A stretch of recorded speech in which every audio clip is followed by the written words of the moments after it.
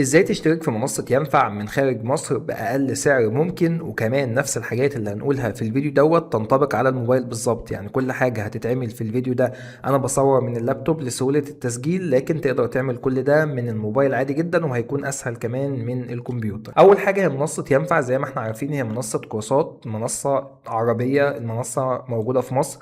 المنصة طبعا ليها اشتراك داخل مصر واشتراك خارج مصر، وعشان كده انا بقول للناس برضو معلومة كبداية: الاشتراك جوه مصر غير الاشتراك خارج مصر. فانت لو اشتركت من جوه مصر مش هينفع تفتحه بره مصر، لكن لو انت من بره مصر بتشترك من بره مصر عشان يشتغل معاك. طبعا هنا في كورسات كتير جدا، زي ما انت عارف كل الكورسات ديت رسم، تصميم، تسويق، تكنولوجيا المعلومات، اعمال، كل حاجة. واي قسم انت عايزه تبدأ تدخل عليه بالشكل دوت، وبتبدأ تشوف الكورسات اللي انت عايزها.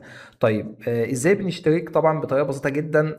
اول حاجة لازم تعمل حساب على المنصة قبل ما تشترك. فبتيجي هنا على كلمة انشاء حساب، ومن هنا بتبدأ تسجل البيانات بتاعتك. هنا بتكتب اسمك الاول، وليكن اسمك محمد، بتكتبه بالانجليزي مثلا وليكن محمد، والاسم الاخير مثلا داود. وهنا بتبدأ تضيف البريد الالكتروني بتاعك اللي انت بعد كده هتسجل بيه عشان تدخل على المنصة، وبتضيف رقم الموبايل الخاص بيك على حسب الدولة. فهنا انت بتبدأ تختار الدولة اللي انت فاتح منها او الدولة اللي انت قاعد فيها دلوقتي، وتبدأ تضيف البريد الالكتروني بتاعك. وهنا بتبدأ تكتب كلمة السر وتعيد كلمة السر بتاعتك دي تاني، ولازم تكون واخد بالك من البريد الالكتروني وكلمة السر عشان بعد كده لما تيجي تسجل دخول تبدأ تسجل بيهم. بتضغط على كلمة تسجيل حساب، هيبدأ يشتغل معاك وهيبدأ يفتح معاك بالشكل ده ويقول لك تم التسجيل بنجاح. دلوقتي انت المفروض ان انت تشترك. فلو تلاحظ كده بتلاقي اول حاجة فوق شريط، الشريط ده بيكون فيه عرض على الاشتراك الكامل. يعني تعالوا على سبيل المثال كده نضغط على كلمة احصل على الخصم. فانت هنا هتلاقي ان في عرض موجود ان انت تقدر تشترك ب 99 درهم اماراتي من اي دولة في العالم.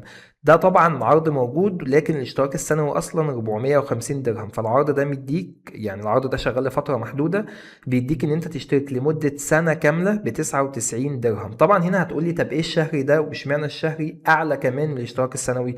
المنصة ما بترشحش الاشتراك الشهري لان المنصة فيها كورسات كتير جدا، فانت الطبيعي شهر مش حاجة. هي المنصة بترجح في الأغلب الاشتراك السنوي، وكمان حرفيا المنصة أسعارها ضعيفة جدا جدا جدا. فلما نيجي نتكلم عن رقم زي ده في السنة فهو رقم ضعيف جدا. لكن أنا كمان هديك خصم إضافي على الخصم دوت. لو استخدمت البرومو كود ده في أي وقت هتبدأ تاخد أقل سعر موجود على المنصة، ومش هتلاقي سعر أقل منه، اللي هو البرومو كود ده DAOUD 23 اللي ظاهر قدامكم على الشاشة ده. بتعمل تفعيل طبعا اللي هو الكود اللي كان موجود تبع المنصة خلاها ب 99، لكن لما تبدأ تحط البرومو كود ده تمسح البرومو كود اللي كان موجود. يعني هتلاقي البرومو كود بتاع المنصة اتفعل لوحده كده بالشكل دوت. هتروح جاي حذفه كده محدده ومسحه، وبعدين كاتب DAOUD 23 وتعمل تفعيل. هتلاقي ان الاشتراك السنوي بقى ب 95 درهم. هتنزل تحت كده هتلاقي هنا ان انت عندك مئات الدورات، استفادة غير محدودة بكل الدورات، شهادة بعد اتمام كل دورة. هتروح جاي مختار زي ما قلنا السنوي كده وعامل اشتراك. وهنا بيقول لك ان انت تجدد تلقائي بنفس السعر المخفض. يعني انت شوف اشتركت ب 95 درهم، السنه الجايه يروح في نفس اليوم من، يعني السنه دي بتبدا امتى؟ انت مثلا اشتركت يوم 10 10 2000 مثلا وليكن 26، فالاشتراك هيتجدد 10 10 2027. يعني السنه بتبدا من نفس الوقت اللي انت اشتركت فيه، نبدا نعد سنه. لكن مش انت مثلا في شهر 10 فهينتهي في واحد، لا، السنه بتبدا من يوم ما اشتركت. فهنا بيقول لك لو عايزه يجدد تلقائي بتسيبها، مش عايزه يجدد تلقائي بتبدا تلغيها، والتجديد هيكون بنفس السعر اللي انت اشتركت بيه بالظبط. فزي ما انت عايز تسيبها سيبها، عايز تلغيها تلغيها. تضغط على كلمة اشترك الآن، هيبدأ يفتح معاك بوابة الدفع اللي هي سترايب. هتبدأ تسجل البيانات بتاعت الفيزا بتاعتك. هنا بتبدأ تسجل الرقم اللي على وش البطاقة، وهنا الأربع أرقام والCVV اللي في ظهر البطاقة.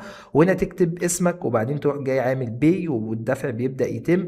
وهنا هو بيقول لك التوتال اللي انت هتدفعه 95 درهم. فالحقوا اشتركوا في العرض دوت، وما تنسوش تستخدموا برومو كود داود 23 عشان تحصلوا على اقل سعر من خارج مصر وداخل مصر كمان. سلام.